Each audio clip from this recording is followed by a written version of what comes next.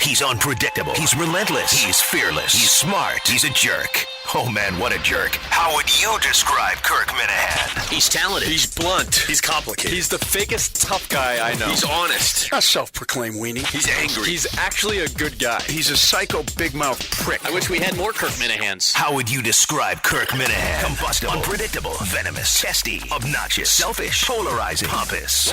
Enough about me. Let's get to the show. It's Kirk Minihane's Enough About Me. Richard Deitsch is the media critic for Sports Illustrated, also a longtime critic of the Dennis and Callahan show, featuring me, Kirk Minihane. We've gone back and forth over the years, and we went at it again on Twitter recently over Chris Mortensen breaking the news about Peyton Manning's retirement on Twitter. So I called you on Saturday on Twitter. I called you a pandering fool. Would you agree at least that's probably about 50% accurate? First of all, I appreciate being on the podcast. Before I answer that, can I ask where I rank on the Minihane enemies list on a scale of Bart Hubbick to your immediate family? You're low. I'm low. Yeah, okay. I mean, nothing's. I don't think we really had the thing on Saturday was spirited. I guess by the time this comes out, it'll be about a week and a half old. The thing on Saturday was spirited, only because you came out firing, and I think your tweet was what was it? It was. I'm happy to explain. I just like the idea of you and Kenny Bunkport like writing down Hubbock, Tangway, Rich. You're in New York, right? Well, I'm in New York, but half of my family is from Massachusetts, so my wife's family. So right. I have relatives in Norwood, Rentham, Plymouth, Matamet. So I'm a huge Boston sports guy. Whenever I'm on with that part of the family, I'm listening to EEI. I read the Globe all the time. So right. So and plus I'm just a media nerd, so I'm into it. All right, that said, listen, some of what you have to say is true. I will, not that I'm a pandering fool, but that it was fair to call me out on one aspect of this. So here's my take on this. Can I read the tweet real quick? Yeah, go ahead, please, absolutely. It's at Richard Deitsch. Right. You guys have mangled that, which I like. Right. I just call you. Well, it looks like you must get called Deitsch all the time. All the time. Okay, so I'm not mangling it purposely. At Richard Deitsch. My feed is an odd mix of sports media staffers happy to see Chris Mortensen's byline right. and Mortensen being ripped by Boston sports radio hosts. To that, I would call bullshit.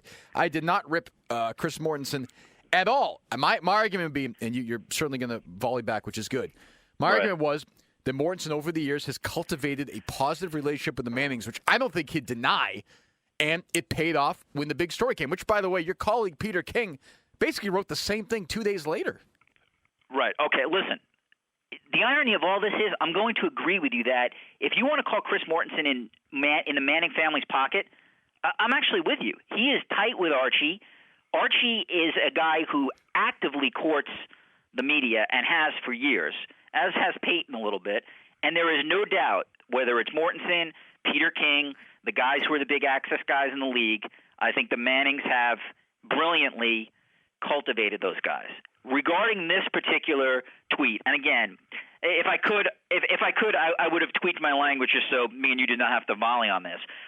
Since I interviewed the great Chris Curtis for my podcast, Jesus, I've been following Dennis and Callahan, right? So I get the Dennis and Callahan tweets. So the first thing I see from Callahan is Jerry Callahan right again, and it's in relation to Mortensen breaking this. Mm-hmm. Then I get a Kirk Minihane retweet. Loyalty pays off for Mort. Yeah, because you don't follow me. You follow Chris Curtis. You don't follow me on Twitter. Yeah, that's how I get my Minihane stuff through Chris Curtis. Okay, go ahead. So I see that, and I'm like, these guys are just totally calling out Mortensen as a Manning toady, while the rest of my feed is like Schefter and King and everybody else saying, "Great to have Mort back. He's battling cancer. Great to see his byline." Which it is. So but I think when you're implying is that I don't think it's great that he's filing something while he's battling cancer. I think Mortensen totally screwed the pooch. I think he gave birth to the Deflategate. But I agree. You think I want the guy to? Do you think I want the guy to die? I mean, I'm happy that he's. No, I don't think. Even for you, I don't think you want cancer. I do not on anybody. But so here's what I would say.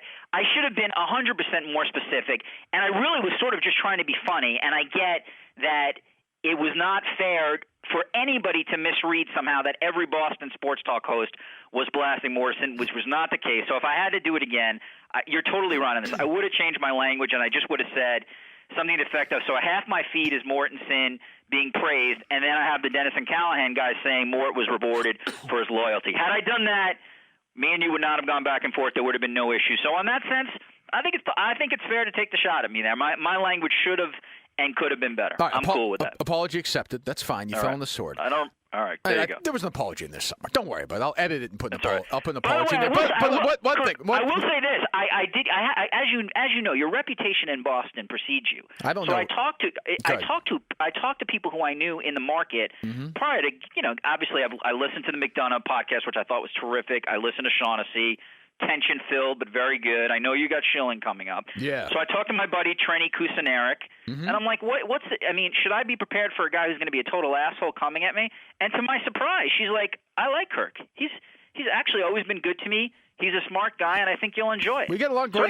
So I'm now thrown off because I came in thinking this is going to be Triple H, Dean Ambrose, and now honestly I don't know what to expect. Well, I think you think because of the national perception, which we can get to in a second, that I'm some misogynistic asshole. It's not true. If I think somebody's smart and I respect them, I treat them well. If I don't respect them or if they treat me like shit, I'm not going to be nice to them. 1 second, because we'll get to all that in like 30 seconds. But the one part of that tweet thing back and forth is, I would say, and you can disagree or agree, the big part of what you do is sort of, you can maybe phrase it better for me, but to sort of push forward women in broadcasting. You probably don't think they get a fair enough shake, and I think that's okay. So when Peter King, your colleague, is doing a smear piece on Jamie Notright with Robert Klemko earlier in the week, I feel like if that wasn't Sports Illustrated, if that was somebody else, you'd be going after them. Fair or unfair? No, I would say not unfair, but let me provide some context on that. Okay. First off, you are absolutely right in that I treat my Sports Illustrated colleagues differently than I do everybody else. I don't cover SI when it comes to media, nor should you want me to. I've worked here since grad school. But SI doesn't have an ombudsman, though, right? They should. I agree. Listen, I agree. I'll nominate Jerry Callahan for the ombudsman. I know he's doing the job anyway. Might as well pay the guy for it. Right. So we absolutely should be covered. I have no problems with you criticizing those guys. I should not be the one to cover them. I'm paid by them, and I work here. I work for Peter King's website. It's beyond conflict of interest. All that said, I didn't particularly love that Greg Johnson story at all. Would I have ran it? Probably, because they went to every source from Saxon to Northright to – Yeah, but she can't talk. Legally, she can't talk about it. But the implication from you is that the implication from you somehow is that Klemko is doing Archie Manning's work. Absolutely. Why would Robert Klemko, who has no connection to the Mannings, he's a 27-year-old guy, he hasn't been covering the league forever. Peyton Manning's retiring. Why does this guy have to do Archie and Peyton's bidding? Klemko doesn't get anything out of it. My issue with you on this is there's not a conspiracy theory left and right. Again, I believe Malcolm Saxon far more than I believe Greg Johnson. Greg Johnson and me came out of the woodwork. I don't love the fact that it was the Manning family that tipped off the MMQB on that. But if you look at the initial piece and then even the second piece that Klemko ran within King's larger column, at least those guys are putting out there saying, hey, we've heard your concerns. We know you think this is kind of an inside job. Here's all the people we've talked to, and now you the reader, make your decision. I think at least they're not sort of flag waving for Peyton the way you guys have highlighted all the tweets. Hey, way to go, number 18 and stuff like that. At least Klemko's putting all the different sides out there. No, although Peter King, retweeted Bob Kravitz's column, which was vomitous. Listen, I know you're going to be surprised. I know you're going to be surprised at this. Yes. I hate this when ESPN does this. I hate the mythologizing of broadcasters. I hate the mythologizing of athletes. I'm with you. When people who supposedly cover Peyton Manning are feting him like he's Moses coming down the mountain, it's embarrassing for the profession. I'm with you 100%. It's an odd dynamic. The last thing just the idea though that Klemko needs to spend 4 pages on Monday Morning Quarterback defending his column. I think if I'm Peter King, that's an issue. I'm concerned when the whole thing is from one. That's what worries me, is when the whole story is from one side, and clearly it came from Archie Manning. Archie Manning gave him information. He played the videotape for him. He played the audio tape for him. Right. If nothing else, they put him in touch with Greg Johnson. I agree with you. There's no way. Well, they played the tape for him. I mean, they said they went to the Manning house. They played the tape for him. It is clearly coming from Archie Manning, and that right away screams conflict of interest. You can't trust him because the other side's not going to talk. I thought at best, it was a really shaky piece. All right, and I would say this. I understand the criticism of it. I think Klemko, to defend him, did ask everyone who was part of that piece if they wanted to comment. So he was fair in that sense. In terms of the Manning stuff, and again, being where I work, I hear it from both sides. As passionate as you are about Peyton Manning, if you talk to people, like especially who work for Fox Sports 1, who are sort of flag-waving the Manning end, they're as passionate as you, saying that this is the biggest railroad job in the history of sports, and Peyton Manning is more innocent than any innocent man alive. Sure, I've heard Clay Travis, and I've heard all these people say that, and that's fine. I haven't seen that proven yet. Put it this way, that story didn't convince me. I read that story right away, and I said I didn't trust it. But that's what it is. What do you think at the national? So in Boston, the last year and a half, I know you've paid attention. We've been really into Deflategate, and we've sort of led the charge, and we've kind of... Your station is into Deflategate? I mean, I haven't noticed them. And we've kind of led the charge, and you pay attention all over the country. What is the feeling in Minnesota? What is the feeling in Sacramento? Am I right in thinking that we are 180 degrees different than everybody else? No, I don't think you're. I think you're 180 degrees different than the teams that really hate the Patriots. So, I would stick to like Buffalo and New York and Miami. I think the anti-Patriot sentiment is very strong in AFC East cities. I think in other places, to be very honest with you, I think they're as much anti-NFL as they would be anti-anything because I think they almost share my opinion on this, that the league has spent an inordinate amount of money on one of the silliest investigations and chases we've ever seen. I don't think people necessarily wanted Brady to be suspended multiple games. If I'm in Minnesota, maybe I'm like, the Patriots. I feel like they flouted the rules in the past. Maybe give Brady like one game, just sort of as long-term punishment for Spygate or something like that. But I don't think. I realize that in Boston, you guys could talk about PSIs probably from now until 2030, but I don't think it's as paramount on the issues of the NFL fan in a Minnesota or an Oregon like it is somewhere else. And I think you guys, and I don't want to be, I'll be specific because I got myself in trouble with not being specific on the tweet. I'll be specific to the Dennis and Callahan show. I think you guys underestimate how popular Tom Brady is away from Massachusetts. I mean, the guy has set up a resume where he may be, if he's not the greatest quarterback of all time, he's 2 or 3, and he has a lot of fans around the country. But he's got a lot of haters, though, too. I mean, I think you'd agree. At least let's put it media-wise. If Brady retired today, I don't think you'd get quite the national, foot rub that Manning got in the last couple of days. I would agree with you, but here's the irony on this, Kirk. I think Peter King would give him the same foot rub. I think Peter King loves Brady. I know. I don't disagree with that. How do you think ESPN's handled Deflategate since the Morrison thing all the way till today? I laugh because given that I cover these guys every day, it continues to amaze me at how foolish they are in their decisions. Number one, I don't believe there is a conspiracy throughout ESPN to screw the Patriots. Why do I believe that? Because I've dealt with hundreds of their employees, and most of them are New England-based fans. There are Patriot fans all over that building in Bristol, so I don't think there's some kind of conspiracy to knock the Patriots down. That said, to me, their hubris and arrogance of not changing that story that they published on January 21st, which was as wrong could be on the Patriot game balls, ended up biting them in the ass, and they deserve it. That situation could have been dialed down 500-fold had they, and this is where I think the public editor actually did a good job, had they been transparent and said, we got bad information, we published it, we now realize that this information is not correct, the investigation is not done, but we are adding some kind of addendum to the end or editor's note at the top to say that we apologize to our readers for printing this incorrect information. This isn't true. And I'm talking about doing this like way back in early February, late January, not let that story sit out there forever and not explain why Mortensen deleted his tweet. If you want my opinion, just sort of as someone who covers media, I think Chris Mortensen and probably Peter King too got pretty bad information from a an NFL official. I don't know if they intentionally lied to these guys to spin or that the NFL official had the wrong information. And then I think Mortensen, whether through hubris or another reason, decided not to change it. Peter King eventually sort of fell on the sword and admitted he was wrong. But maybe the source was big enough where they wanted to protect the source, or maybe ESPN, as they often are, just does not have its act together when the different parts of this gigantic organization are doing different things. But I actually thought the public editor, and that's not a position I always love, actually nailed it correctly. There were steps along the way where if these guys would have just been transparent with the audience, which they so often are not, I think you guys would have, quite frankly, had 10 less months of content.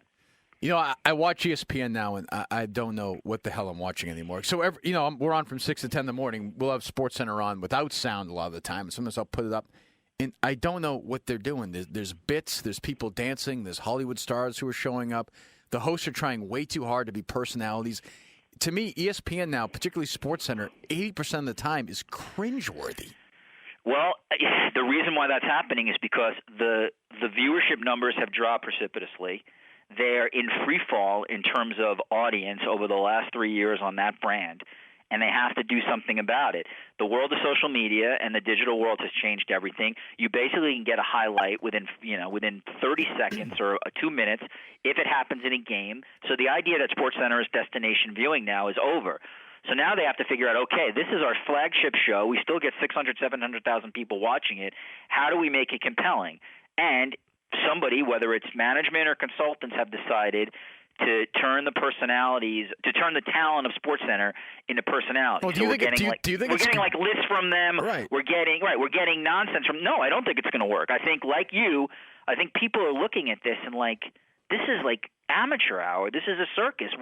This is not compelling television for us to stay with you. I'm not sure I have the answer, but I do not believe the answer is GMA, Today Show, Happy Talk, because generally speaking, their biggest chunk of their audience, men, 20 to 54, they're not tuning in to get David Lloyd's favorite Rose Bowl games. Right. I don't want John Buccigross singing. My life is too short. I don't need 30 seconds of that going on, or a minute and a half of Neil Everett doing who is not a funny guy. It's not working right now. And honestly, I know you hate the show, but the one thing that's working and getting a response is Stephen A. and Skip Bayless. There's a reason for that. I heard you say it to Ben Kitchen, my podcast producer, before you came in. Ultimately, whether you like the personalities or not, people like watching people argue about stuff. They do. That's why when you and Bart Hubbock go in this squared circle, and I hope this happens, people will tune in because people love debate. We could spend an hour in First Take, and everybody at this point knows my feelings. And listen, I agree. I know you've called me out on this, and I'll cop to it. A little bit of my attacks on Bayless are certainly shtick at this point, but I'm not even attacking. I don't even care if he sees it. I tweet about him because I know there are management people who read it, and I just want them to be embarrassed. But Richard, you must. It's a juvenile no, thing no, that makes me happy for 10 seconds. But, no, I understand. Believe me, I do plenty of that on Twitter as well. But you must know, you must understand the business sense of why they wouldn't put outside the lines in a key spot, of course. And why they'd put. I mean, your anger shouldn't be at ESPN. Your anger should be at the people you're tweeting at, the viewers. They're the ones who are deciding it.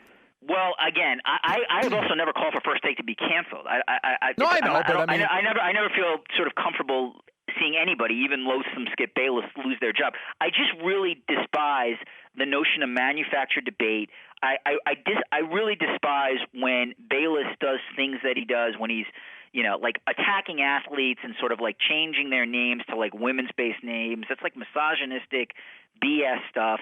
The show really is bad professional wrestling. And the reason why I think you can be critical of it is because ESPN has always claimed to be better. You know this. They claim the high ground.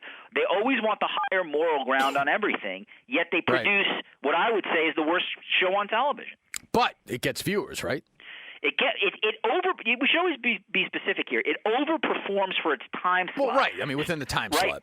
Right. It averages, a shade under 400,000 viewers, a little bit over during the NFL. Actually, a little bit more than over during the NFL season, under when the NFL is not on. So we're talking about a show that probably in some cities doesn't come close to being like a Seinfeld rerun. But within its time slot on ESPN, it overperforms. And Kirk, the real reason this show is on, and you know this in terms of negotiating with WEEI. I know you're probably pulling down $600,000-700,000, so you can live in this world. Right. And that is that the show is cheap. They own the studio, correct. Right? So all they got to do is what? They just got to pay for their talent. Pay the talent, and that's it. And that's it. And so they can make $10 million on that show because they sell it to a big advertiser. It overperforms, and they get the viewers. So that's why it will never end. I mean, people always say if you just ignore Bayless and Smith, they'll go away. It's a dumb argument. They've been on for a decade now. They're not going away. The ESPN makes too much money on that show, and they're actually losing money elsewhere. So there's no way they're going to shut that show down. Yeah, I'm fascinated. That word's overused. I'm interested to see what ESPN is going to look like, not 10 years from now, 3 years from now, 5 years from now. Because, by the way, Kornheiser and Wilbon ain't getting any younger. So they're going to be gone at some point. God knows how they're going to fill that time. I would say that ESPN, given the people in the Eric Reinholm group, and that's around the horn talent and pardon the interruption talent, I think you will see people like Bomani Jones, Pablo Torre, Dan Le Batard, Scoot Stugasa. But that's not going to be as good a show. Not only will it not be as good a show, it will not come close to drawing the numbers that Wilbon and Kornheiser drawn. Right, out. there's a natural chemistry. I mean, Bomani Jones and what's his face, Dan Le Batard doing a show together is awful. You put them on. Well, they do a show together. They do a show together now. I like Bomani. Terrible. I think he's a talented guy. That said, this is where ESPN is really sort of screwed. PTI essentially at this point is there on a day-to-day basis highest rated, most viewed show. It usually draws about 950,000. I'm sure it's the one show I DVR on ESPN. Yeah, sometimes 1 million viewers. When those two guys aren't on or drops one off. of them's not on, it drops significantly. I said that. It's funny. I said that. I had Ryan on as one of my guests, and I said, no offense, because I think you're great, but it's different when Ryan is there with Korn. For some reason, he'd probably admit it. He agreed. It's not even that the show's not good. The show is fine, but for some reason, it just feels different. Yeah, and the thing is, though, here's the thing. The reason they can't cancel it, even if, the show really drops in terms of compelling nature and everything else, the number is so high for ESPN that even if it dropped, let's say it dropped 30%. It's still a great number, right? Still drawing 600,000 viewers. That's crushing essentially everything else other than live programming on the network. Listen, you've read a lot of this stuff. You've hit it on the head. They're in – compared to FS1, obviously, it's Shangri-La for them. They're not going to worry about that, but they have to worry about where they were, 3 to 5 years ago, because the cord cutting is really hurting them. The number of homes ESPN has dropped significantly in the last 3 years, and I think they're, at the moment, struggling to find compelling studio programming. Now, maybe, listen, they're revamping it now. Rachel Nichols has a show. They're doing some other stuff, but they'll never admit this publicly. But I think they're in a bit of a creative crisis right now, and it'll be interesting to see how and if they come out of it. I think Rachel Nichols is really smart, like you do. I think she asks tough questions, but no one's ever going to watch her show every day. That's not the way it works. It's a tough thing to ask viewers to watch an NBA only show, whatever it is, 1:30 in the afternoon. No one's going to watch that. That's dead. That show has no chance. But that kind of brings me into something else. I guess not even a disagreement, but an issue, I guess, to some extent I've had with you in the past. I do feel like, ironically, you sort of have a double standard. I think you're easier on female reporters than you are on male reporters. Fair or unfair? I think that's fair. Yeah, generally speaking. But I think the reason behind that is because I think having covered media for a decade, I just see how often they sort of get screwed and how often things are they're up against it when it comes to so much stuff, from ageism to the fact that men are the ones putting them on, to the fact that there's a beauty aesthetic that they have to deal with that most men don't have to deal with. I was raised by essentially a single mom. Right. I'm sure that's part of it. So, the psychology, if you probably, my mom's a shrink, so if you probed me, you'd probably get why I probably give them a fairer shake than men, but I think that's fair. I think that's true. I think there's reasons for that, but I think you're fair about that. That said, when someone is not very good at their job, I've tried to be honest. The one thing me and you agree on, even though I wouldn't have taken it to the level you did, is neither of us think Erin Andrews is a good reporter. I Right. think she's a television personality who occasionally practices journalism, and I've always said that. Fox hates when I say that, but that's the truth. If you're being honest, Aaron Andrews is not the best baseball sideline reporter and should never work the World Series. It's not a merit-based assignment, and it's not good for your baseball audience. So I will at least I've tried to sort of call out people, and that doesn't mean Aaron Andrews doesn't work hard. I actually think she does. I just don't think she's great as a reporter. So I've at least tried to call people out when I feel it's warranted. That said, you're totally right. I would never. I think I'll just leave it at that. I think that's fair. I think I'm probably easier, or I give women in the business the benefit of the doubt more than I would men. Well, you were really rough on me when the Aaron Andrews thing happened a couple of years ago, and it was for me. It was I've been doing this for a little over a year on the show. And it got national, it got big, and I totally fucked up. I mean, I'm the first one to say, oh, way too far. It was inappropriate. I don't think I ever said that this guy should be removed from the air. I think, if I remember right, I said this is low-rent amateur bullshit, and Fox should step up and do something. Correct. But I don't honestly don't have a big issue with that. I don't. Right. I screwed up. I wouldn't say it now. now. Which, to your credit, you have publicly discussed screwing up at this point 100 times. So if nothing else, you have owned that particular thing. The thing that's tough now is when I look at Aaron Andrews and these other men and women, that position to me, sideline reporter, and some of them do a good job. Sideline reporter for me now, when I watch the game, my sideline reporter is Twitter, play-by-play guy, color analyst, Agreed. Twitter. Definitely. They have to figure out a way, or just get rid of it, one or the other. They have to change that position because right now, when you're watching the game, I watch the game the same way. We've got our phones or TweetDeck or whatever. By the time Michelle Tafoya or Aaron Andrews or Evan Washburn, is that his name? By the time they get on TV and tell me that somebody's questionable with a hamstring, I've known that for 15 minutes. But you have to admit that when it's done well, Doris Burke, Tafoya, Lisa Salters, when there's something that happens on the field and they ask interesting questions, or like just a couple weeks ago when Lisa Salters reported that Draymond Green went off in the locker room during the Warriors game, different. That's a valuable thing but for Richard, viewers. how often does that happen? Doesn't happen a lot. Doris Burke is 80% of the time.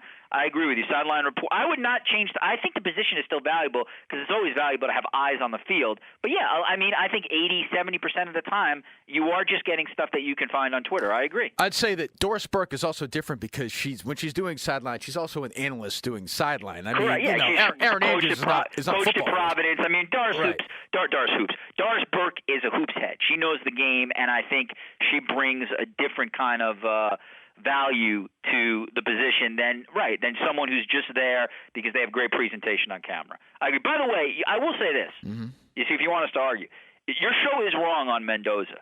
And again, you know this, even though when I was preparing for my summit with Chris Curtis, I listened to you guys take shots at me claiming that I somehow think that Jessica Mendoza is the greatest baseball analyst in the history of mankind. That's not me. I think Sandomir is the one who said Schilling should replace my Mendoza. I never said that. Right. I think I would have had a rotation. That said, I do think Callahan and your boy John Dennis are a little hard on her. She's pretty good. Well, she knows batting mechanics. She knows pitch sequences.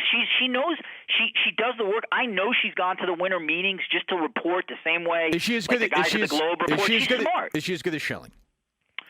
No, I'm pitching. No chance. No, she's not. But she's not. As an on-air television performer, I don't. As a broadcaster, she's not as good. As a broadcaster, no, I don't think she's at Schilling's level yet. But I think she is good enough, as I wrote, to be in. If you had like 5 analysts on ESPN between Sunday and Monday, Aaron Boone, Kurt Schilling, Mendoza, Kruk, I think she could be part of the rotation where they all flip to different games. Do you have a problem? I think she's good enough to do that. Do you have an issue when you're? I don't think it does her any services when I'm watching her a couple weeks ago at Cubs camp doing stretching exercises with the players. There's no reason to do that. I think the reason they do that is because she's a jock. She was one of the great hitters of all time in softball. So that's not just a Jess Mendoza thing. How stupid is it when we see like Wingo, Tom Jackson, and Keyshawn Johnson and Chris Carter throwing the ball on a fake field? You know that's dumb. You know what it is? It's insulting. I watch it and think, and maybe I think differently. Maybe you do too. I watch it and think, who the fuck is this appealing to? Who in America is watching Trey Wingo with a football? It's a dumb consultant and producer saying that the audience wants to see you guys with a football, or it's the talent saying, let's try to make us look pretty cool. I mean, we all know you're ex-jocks. Like, you don't need to – Chris Carter does not need to remind me that he was a wide receiver in the NFL by having, like, Trent Dilfer throw him a football. It also – it really always looks like just a bad Saturday Night Live sketch gone wrong. Totally it never comes off good.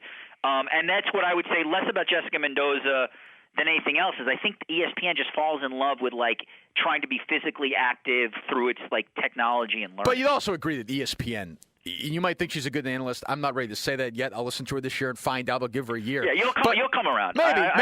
Maybe. But we both agree that it's important for ESPN to say they have a female analyst in the booth doing Sunday Night Baseball. They like the fact that she's female. Absolutely. This is, again, when Callahan goes on his pandering rants and starts calling people the king of PC, I don't love that. That he's just pandering in a different way. When he says something like ESPN absolutely wants to promote that they're placing women in high-profile positions and they want the shine from that, I agree with you 1,000%. That network needs as much good publicity as it can get, given the screw-ups that it does on a, generally speaking, weekly or monthly basis.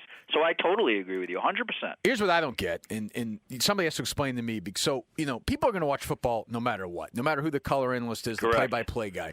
So why is it so important for ESPN? Let's just pick ESPN to have stars. Ray Lewis sucks. He can't get through a sentence. He's an embarrassment. I agree. Awful. As opposed to a guy, we have him on every week, Tim Hasselbeck, right? Was not a great pro. Right. He's excellent, tremendous.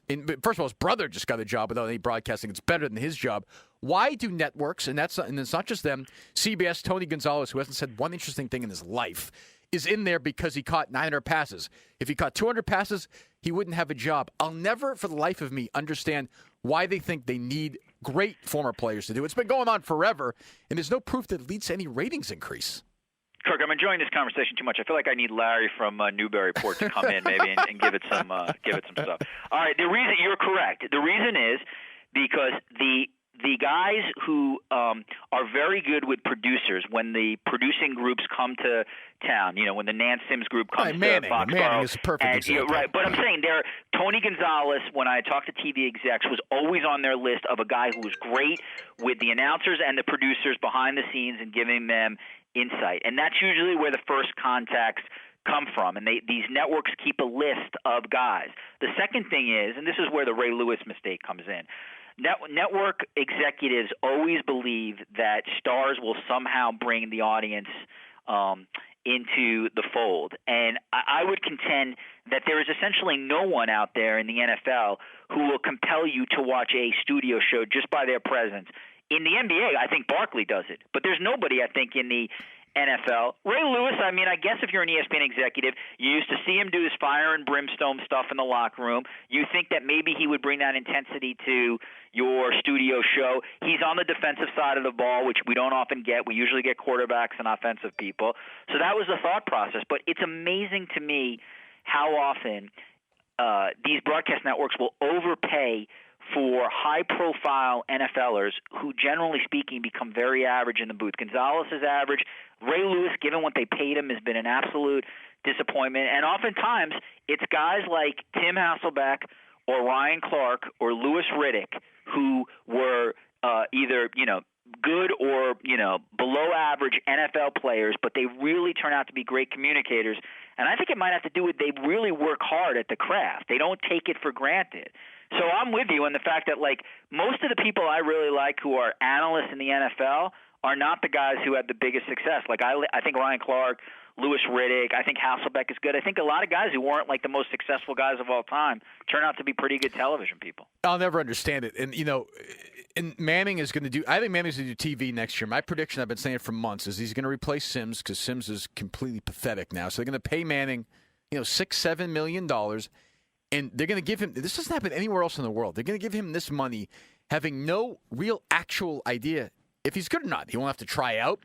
He won't have to do a demo. He won't have to do anything. Like you said, he's done 5 million sit-downs with Nance over the years. They have the same agent. Manning is going to get that job if he wants it with no proof if he knows how to do it. There's no other job in the world where you get that.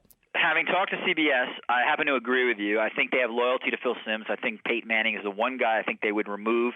The one caveat I would say is it is possible that for the first year they could do Manning, Simms, and Nance. Well, my theory on that wouldn't surprise me. My theory is they're just going to tell Simms he still has the job and not even turn on his mic. He won't even know. They'll give him a crayon. Just let you stay home in New Jersey. No. He'll be in the booth. He'll watch flies go by, and Nance will feed them food during the breaks, like I think they do during the broadcast. Simms is. I don't know what happened to Simms. He was once okay. He's regressed to the point now where he's as bad an analyst as you can get.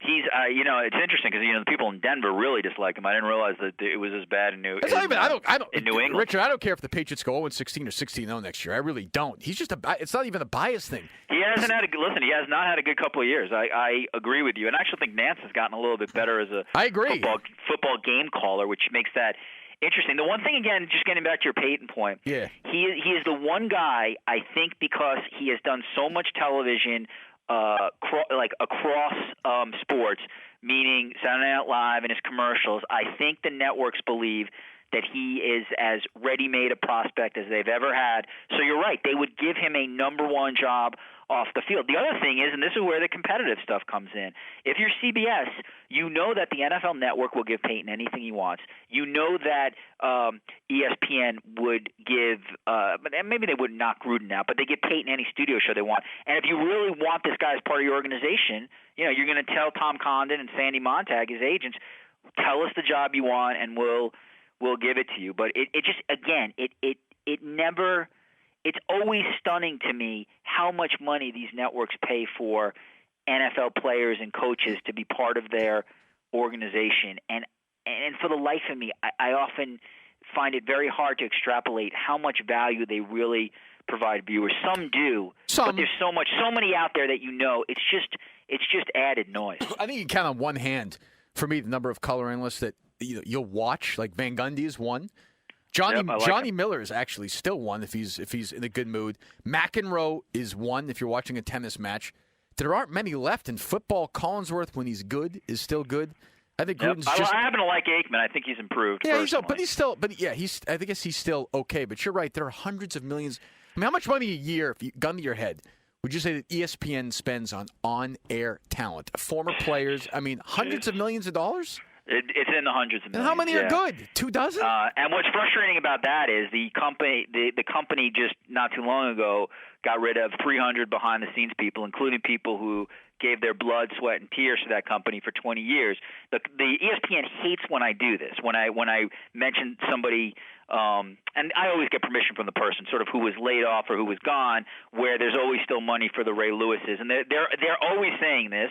And your talent, so maybe WEEI would say this, and that's you have to look at the economics differently between talent and production.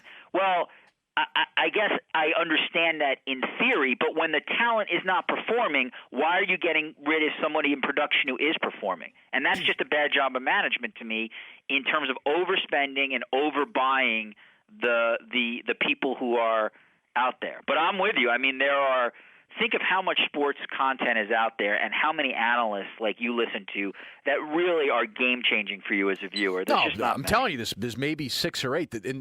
Everybody talks about Fox Sports 1, and it's probably not going to work. By the way, that's one of the reasons that you had him on your show. I love McDonough and I love Dan Schulman because they are 2 play-by-play people who I feel enhance my viewing of a broadcast, which is something like so invaluable to me as a viewer paying a lot of money to get cable television. Well, I think McDonough's the best play-by-play guy in the country. I think he's, I think he's this year in like the awards thing I did. I called him and Spielman the best announcing team in 2015. So tremendous. He's right up there for me. But Fox Sports 1 just hasn't landed. And when ESPN, when we spend a couple of days killing ESPN for having your guy Stephen A. Go around Mayweather's house and gawk at his cars. It was an infomercial. It was an 8-minute infomercial. But Richard, for a guy, they gave an 8-minute infomercial for the guy who has the most suspect take on domestic violence on the whole network. Right. Well, and with a guy who is a serial abuser of women. Absolutely. And has doesn't matter. We can yell up and down. You know what I'm going to do on the first Thursday of the Masters? sit down and watch ESPN for 4 hours. And when there's a big college basketball game, I'm as big a fraud as anybody. I'm going to watch ESPN. Am I going to watch Monday Night Football? Yes. The British Open. Well, it's on NBC now. Yes, but, you pick a big ESPN spot, I'm going to watch it. I don't, I can yell. I can get red in the face. I can scream about Mortensen. I can scream about Trey Wingo. I can scream about Mark Brunell crying. You guys were killing Trey Wingo this morning. You heard that. Should a grown man be doing that? I think, I like Trey a lot. I think he's very good on TV. I would say that I understand that he's, listen, he's obviously loves his son. The answer is no. The answer is no. And Peyton Manning, I'm going to get to it. And Peyton Manning obviously had meaning for both of them. But to me, that's something that you can't put on television. That's cringeworthy. It makes you look, in my opinion, too much like part of the Manning camp. So I agree with you. And by the way, I wouldn't have killed him as much as you guys did. Well, but it for a guy who I think is very, very good, I think that just looks like fanboy to me. I've been advocating Wingo to take over for Berman for a while. When you talk to people at ESPN, does Chris Berman call his own expiration date? I believe it's coming in 2017 because that's when his contract is up. I think it's a political issue for them because they want to show the guy who helped build the network loyalty, and they don't want to exit him embarrassingly. ESPN as a company, as you know, will always sort of overpay for the last couple of years. Look what they're doing with Ditka. There's no reason should be extending Ditka at this point. It's not really, to me, putting a lot of time in. So I think they're going to try to figure out a way to exit Berman gracefully, but they fight with the people who cover this stuff like me when we criticize Berman, and it's not personal, but I'm sure Berman and the PR department think it is. But it's embarrassing to a network to put this guy on a play-by-play assignment for the NFL or for baseball. I mean, home run derby is kind of like it doesn't count. I get it; it's like an exhibition thing, but you should have quality, competent people doing this stuff, not caricatures. So I think it's coming. Wingo is going to replace Berman on Sunday NFL Countdown. He's going to replace him on the draft. It's probably going to come in the next 2 to 3 years, and it'll be interesting to see how they exit him. But Berman is disappointing to me because I grew up and watching him as you did, and I don't remember him being as clownish as he became. And I wonder why that had to happen. And maybe there was nobody at ESPN who could tell him, hey, man, you're looking foolish, or maybe his ego just got so great where he thought he could do anything. But it sort of saddens me more than anything else because it's like a really bad like Catskills vaudeville act playing out in 2016.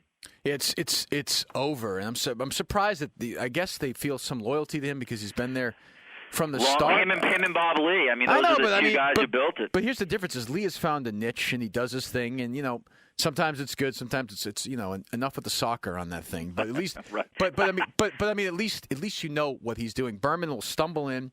They don't have the U.S. Open anymore, but he would do the golf, and it was you're thinking, what is this guy doing? How does he get these prime spots? Because he has, I'll tell you why. Because when Berman was at the beginning of his career and had the juice of juices, the people who were his production assistants, the people who were low level, like working with him, have now risen up that company and are running the content and production.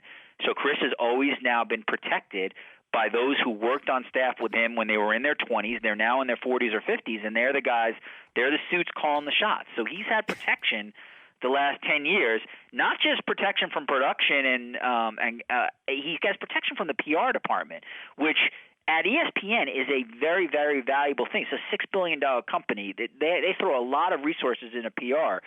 So it's I'm sure from people on the outside who are like, how on earth is this guy still getting assignments? I mean, I'm not the biggest golf fan, but I talk to my friends who love golf, and terrible. The worst. It's infuriating for them, but that's the reason. The reason is he's protected by guys who can now give him the assignments, and they'll deal with the social media and all the other feedback. I know you like very, very, very frustrating for viewers. I'm sure you like Katie Nolan. She's right in your wheelhouse. She's fine. Where Framingham? What's the town that she's from? Framingham. So she everyone says she's really brave because she tackles those taboo subjects like Roger Goodell. I don't know how brave creative she is. I think she's creative. And like I like Roger her, Goodell and Greg Hardy. That's fine, and people like her, and that's Right. great. And I hope she has a great 30-year career. I'm rooting for her. Are you honestly rooting for her? Yeah, Or are you pandering to no, me I'm now? not. I'm not like you. I'm not some professional panderer. Some Right, okay. some guy whose whole life is revolved around Holly Rowe. Right.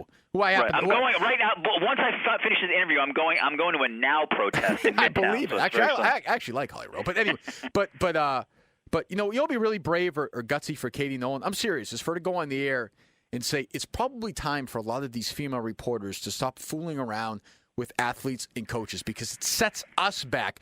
People like Katie Nolan, who I think is trying hard to do a good job and stay out of the way. People like Jackie McMullen. People like Trenny, who you mentioned before. Trenny should get Jess Moran's job. She's overqualified. She's better at it than Jess. Doesn't she have a better job than Jess, though? Isn't that what she does now? But she did MLB forever. She could go do a lot more Red Sox stuff, be a lot more prominent there, help the station there. Right. Every time this happens, and I know you heard Jackie with the afternoon guys earlier this week, every time something like this happens, it sets them back. And, you as a media guy, a national media guy, you should be writing about this because a lot of this stuff going on. I may write about this, so I'm not going to avoid it, but I'm happy to address it with you. I think that would be a great topic for Katie Nolan to hit on, actually, and I think that would be really interesting. I heard Jackie Mack on your station. She was great. That was a phenomenal segment, one of the best segments I've heard on EEI in a while. Why? Because one, she has the credibility and the gravitas to weigh in. Two, she nailed it. You cannot cross that line. There's no excuses for Jessica Moran. I'm sorry, I'm not going to soft sell it. It's like the cardinal violation, essentially, of someone who is a reporter. It's crossing into the ultimate unethical place, and that's to compromise yourself when you are covering someone. The question I would have is how long did it go on? Did Comcast know anything, and that they? God forbid, I would hope that they would not have allowed this. I think they. Listen, I get the heart. Listen, sometimes it's hard to sort of prevent the heart from wanting what it wants. But if you are any kind of reporter who cares about this stuff, the second this is even a possibility, Jessica Moran should have resigned, whether that was months ago or years ago. It makes Comcast look amateur, and I agree with you. I mean, listen, Trenny can't comment on this publicly because it's her company, but I guarantee if you put a lie detector on her, she's pissed. Oh, I guarantee you she's pissed. Because it makes you right. Because then there are guys out there who now think somehow that every woman who works in the business is trying to sleep with a player or a coach, which is bullshit. Well, not just that, Richard. Let's just say Trenny wants to do what Jess was doing. She wants to go over the Red Sox. There's a chance that Comcast is going to look at this and say, you know what, maybe we shouldn't put a woman here this time. Let's put a guy in here right now. Let's sort of wait it out, and then maybe we could put a woman in again. Trenny's going to get hurt because of the sins of somebody else, which it's interesting. Have they filled that position? Who is the Comcast Red Sox reporter? They're kind of they're sort of bouncing around right now. You can tell they're trying to figure it out before they do something. I did some Comcast for about 4.5 years before that Bart Hubbard thing happened, and I can tell you, I know people in the building knew about it. Do I know that upper management knew about it? No. Do I think it strains reality to think that upper management wasn't at least aware of what everybody I know in the media was aware of it? I mean, it strains credibility that they were not aware of at least the possibility of a rumor. Do you agree? Yeah, almost impossible. Almost impossible to believe that wasn't the case. Almost impossible to believe it. I agree. It's bad. And the other thing is, it sucks for any young woman who wants to cover the Red Sox because Jenny Dell and now Jess Moran, and there's this now sense that somehow that's what that market is about, and it's not the case. But that sucks because you're right. Because now, not only do you have to prove yourself as a woman sports broadcaster in a really high caliber, passionate market, you get the baggage now of the people who were, like you said, the people who came before you, which really sucks. I'm going to give you a little piece of advice because you do these things where you ask 7 or 8 different women what it's like to be pregnant. I appreciate you reading. What's it like to be in the hotel room you tweet all day. What's it like to be in the hotel room? What's it like to be pregnant? Listen, I heard you on the air the other day. I forgot who you were telling to, but you were saying, maybe it was McDonough on your podcast, where you say that Twitter has sort of consumed you a little bit too much. Well, but you got to think for my job, right? And I understand you talk to the real. As mine too. I know, that's my job. I know you discussed it with the real brains of the show, Chris Curtis. So I don't really want to step on his toes. I can tell you this: this podcast will not set the agenda in Boston. No, it probably won't. But Curtis is right about this, and I'm sure you know, in our job, I'm not tweeting much, but you got to check all day. You have to. I mean, you have to. But what you got to do is you got to get these same 6 or 7 women and ask them, what they think of Jess Moran, what they think of Jenny Dell, what they think of Samantha Ponder, what they think of. I made just so you know, one of the codes that the women in the business have, though, generally speaking, is that they won't rip another woman, even if behind the scenes they really dislike it. So that's bullshit. They shouldn't do that. You could say that there's hypocrisy They're there. Maybe themselves. That's the case, but I'm telling you that you can ask this of Trenny and you can ask this of other women in the Boston market. Not Jackie. They generally speaking won't. That's where Jackie is really an anomaly. You don't often hear publicly women in the business rip other women. Well, I think they're doing the younger women a disservice by not talking about it. I mean, I don't think there's any question about it. Right. Except for this, when something happens so publicly, like what happened with Julie Stewart-Binks getting the Gronk lap dance, that's when you might see women opine about it, and they did on that sense. They wrote columns. It has to be really public. Let me ask you this. What's worse, Julie Stewart-Binks doing, which I think was a terrible look, agreeing to do that with Gronk, or Jess Moran involved in a relationship with the manager for Jess years? Moran by like 5,000-fold. It's 1,000 times So why worse. why would they not feel even in the same So thing. why would they feel more compelled to weigh in on what Julie did? You know what? I don't know if I have a great answer for that. I think because because you could see a video, like there was visual. something like visual you could see, so you could weigh in. Where the Moran-Farrell stuff is only at this point just sort of an admittance that this happened, but there's no photos and there's not much detail to it. But listen, if we're going to compare the acts, it's not even close. I mean, Julie, and I had Julie on my podcast, and I thought she was really smart in terms of discussing it and sort of why it went down and how she might have changed stuff. But I know someone like Julie Binks would consider what Jess Moran did the cardinal sin. She wouldn't even come close to that. But it has happened in other places. It just as Jackie McMullen said, it's not endemic, and it sucks that the sports fans might now think that this is what is sort of standard operating procedure for women who cover like a baseball team. Let me end where we started on Twitter, our Twitter beef from a couple of days ago. You tweeted out, "You're dumb for engaging Minihane. He lives for this shit." What does that mean? By the way, the only person who retweeted me was your boy Kevin Paul DuPont, I think, which I love. Who blocked me like a total Because I know you guys, fucking that coward. is a war between you guys, right? He blocked me. I love when guys do shit like that. Then he blocks me. There's nothing. I don't know if you're a big blocker or not. I'll block somebody. I wasn't. I've blocked more in the last 2 years. I used to never do it. So have I. If somebody's unfunny and they bombard your feed, sometimes you just say I don't want to deal with it. But DuPont's a coward. That's fine. He'll never come on here. I give you credit. Where do things stand now with you and Shaughnessy after the Camp David Accord? Is it better now or no? It's okay, Shaughnessy. If you come and kiss the hand, then I'm going to treat you a little better. But Shaughnessy, I'm down on Shaughnessy this week because he writes for the Globe, which broke the story. He works at Comcast. He knows Jess. He knows the Farrell thing affects the Red Sox, and he won't write. He won't write about it. Nobody in the city is writing about that, which drives me crazy. But back to it. I engage. You wrote about it, and I give you credit for that. I read your piece on EEI. You and Jackie Mack are I think at least in Boston, the two most prominent people to write about this. Yeah, the New York Post is right, but the Washington Post. But you engage in what shit? You said you're dumb for engaging and lives for this shit. What shit? You love because you again. Maybe I should use my language better. You love to engage just in media on media stuff. That your show has been rewarded from this. You love. It's part of your personality. Again, I admire you for saying that you see a shrink, and it's probably smart. I'm the son of a shrink. I recommend therapy to everybody, certainly talk shows. Yeah, it hasn't done much for me. Yeah, but I think you like it. I think you like the combat. I think the verbal combat drives you. I think it keeps you on your game. Keith Olbermann once told me that he would go to a studio. Also blocked me. Before he went to the studio, he'd want to get on fights on Twitter because it just sort of like got his mind sharp. Get your blood going. Right, so I think you like it. That's when I say you live for this shit. I think you love the infighting. I'm not saying like you're a bad guy. I just think you love the back and forth. And I think if you listen to your show, when a media topic comes on, it's like your eyes get. I mean, I wish I could see you in the studio because your eyes must get so big like saucers. I could feel like your energy just rising. It must be like.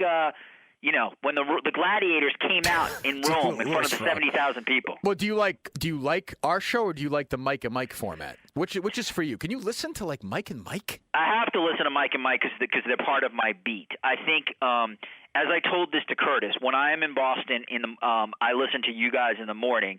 There's probably, honestly, some of that is probably hate listening at times. Like what? But I think one thing I agree with Curtis, you guys talk more sports than in the morning than the 98.5 guys, and I think that you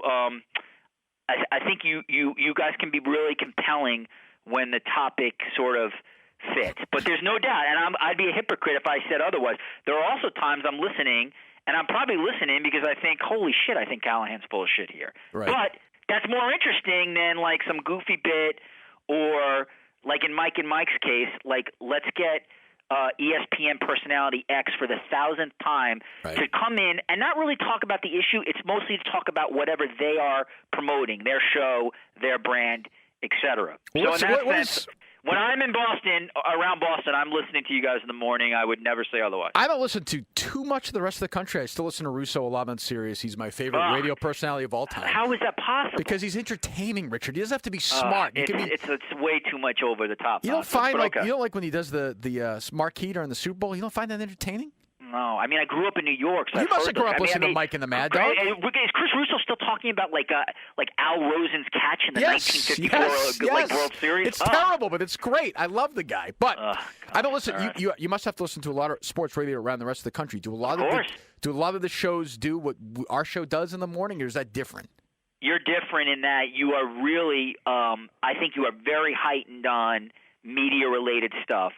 One. Two, as Curtis pointed out, and this is true, because Boston is such a great sports city, and I'd probably say probably the best big sports city in the country, and I live in New York, which I think is a great sports city, but I have to be honest, your show is parochial smartly because there's so much stuff going on in your city that you don't necessarily have to branch out and do other stuff. So, for example, like on a given day in June, if I listen to a sports talk show in a major city like Boston, there would be Cavs talk, there would be Warriors talk. You guys in June may seriously still do 4 hours on the Patriots. Well, no question. We did it. Yeah, well, and I think that ultimately that's what your audience wants. So that's to me the difference between a big show in Boston and let's say a big show in Dallas or Houston or some other place. Well, there's a big reason why. I mean, there's a reason. First of all, the two morning shows on both stations do unbelievable ratings here. There's a reason. That's one of the reasons. Correct. But the other reason is that. People don't want to hear about college basketball and stuff, and Mike and Mike do zeros here. I mean, that's just the reality of the situation. And in New York too, that Mike and Mike get destroyed in the two markets that we are talking from now, New York and Boston, and they honestly have no shot. They have ESPN Radio National has no shot in Boston or New York to ever win on a regular basis because the cities are so obsessed, generally speaking, with their own teams that you can't win by doing national stuff. As someone who works at SI, I really like national stuff. That's probably part of the reason I occasionally listen to ESPN Radio because I like when it's national and not local. But you guys are doing it. You would be doing your audience and your show a disservice to start talking about Ohio State's recruiting. Do you really believe that Francesa is going to walk away? No, I will believe it when I see it. No I think chance. Having interviewed him, it's too much money and too much ego to walk away. Now that said, maybe he does like a Stern thing, maybe 3 days a week.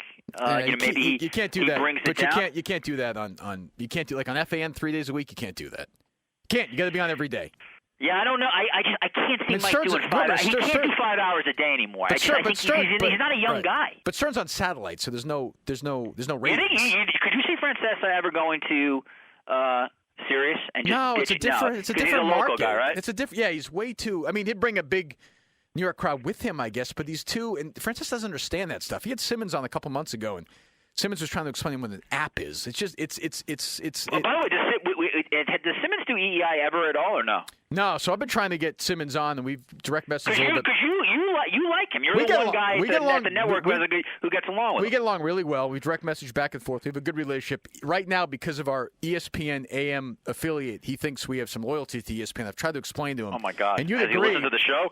Nobody has kicked the shit out of ESPN more than me. I mean, that's not possible. But He has a grudge against ESPN. I almost have to admire that and tip my cap. I'm fascinated by what the next year of Simmons is going to look like. Same here. I can't get enough of the sort of the circular drama between Simmons and ESPN. I talk to Bill myself a lot. I'm fascinated by what he's going to do. I love the fact that ESPN continues to say, we wish him well, we don't care, when they absolutely care and they're obsessed with what he's doing.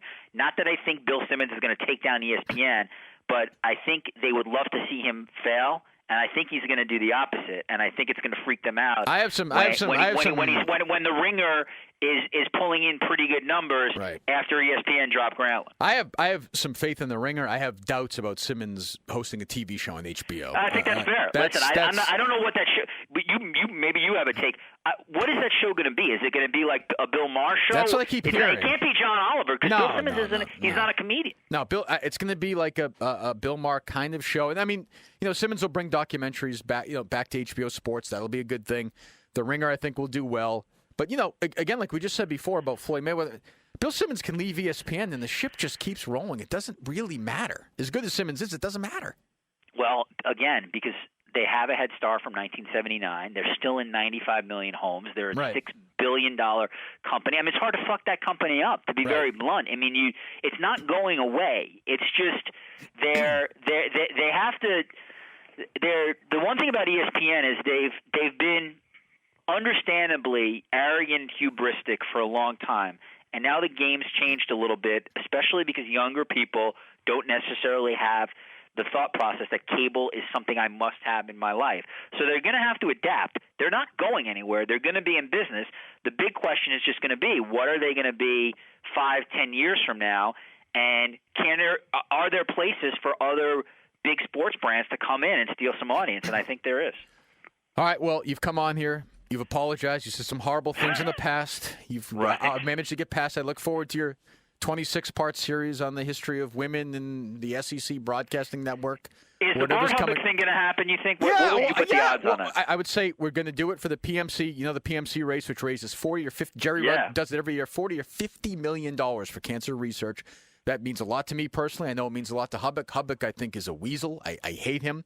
But I'm happy to go on and debate, and I think he'll do it. And total credit to him if he does it. We're going to try and do it around then. I think he'll do it. I also think that podcast will be much better than the one we just had because there will be tension. There will be tension, understandably, and legit tension given what went down with Comcast between you two. And I think I'm actually going to listen to that. I am far more excited for that podcast than I will be to re-listen to me. And when do I hear the Richard Deitsch podcast on Sports Illustrated? When is that? What is that consistent? Mine drops every Thursday. It drops usually near the end of the week. I got to think you have a sideline Venezuelan speaking only female soccer analyst, right? Is that who's coming on this week? Who's on? By the way, right after I finish this podcast, Larry from Newburyport and I are heading out for coffee. It's going to be fantastic. All right, Richard. Thanks a lot. Thank you, Kirk. Thanks for listening to Enough About Me with Kirk Minihane. If you want more great podcasts like the one we just had with Richard Deitsch, it's pretty easy. You can go to the WEI mobile app. You can go to Stitcher. You can go to iTunes. You can look up Enough About Me with Kirk Minihane. You can find the ones with Sean McDonough, Bob Ryan, Dan Shaughnessy, David Portnoy. There'll be more. And what you can do when you like them, you write a review. That'll help us out a lot. You give us a rating. We can help you. You can help us. Get that done. Do it right now.